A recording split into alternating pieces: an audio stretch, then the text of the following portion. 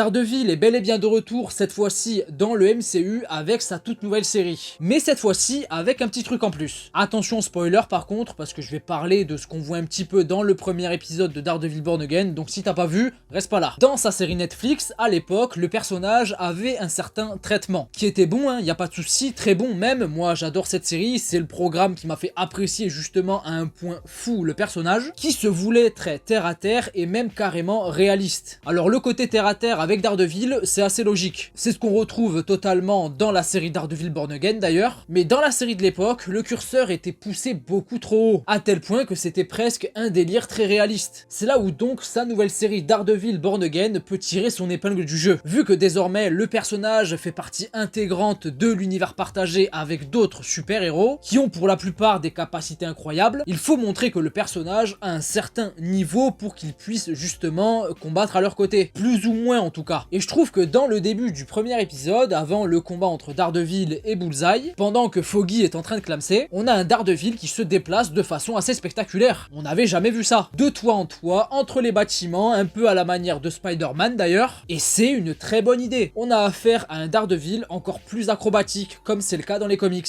C'est un moyen de montrer qu'il a de très bons skills. Bon, les effets spéciaux sont certes pas ouf dans la scène, mais au moins l'idée est vraiment bonne. Et perso, je veux revoir ça plus tard.